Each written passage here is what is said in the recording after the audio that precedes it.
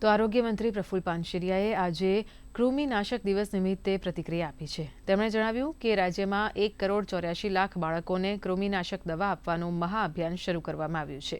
આરોગ્ય વિભાગની ટીમો દ્વારા રાજ્યભરમાં બાળકોને દવા આપવામાં આવશે, ત્યારે સ્વસ્થ અને તંદુરસ્ત સમાજના નિર્માણ માટે આ અભિયાન ખૂબ જ મહત્વપૂર્ણ સાબિત થશે।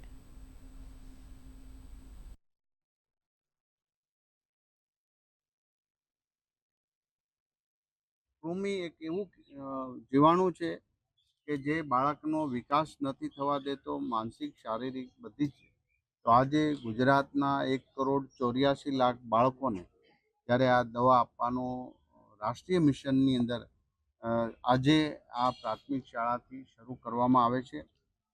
હું આશા રાખું છું કે પૂર્ણ રીતે 19 વર્ષના બધા જ બાળકોને આ દવાઓ અમારા વિભાગના આખી ટીમ દ્વારા ગુજરાતમાં મહેનત કરીને એમને આપવામાં આવશે।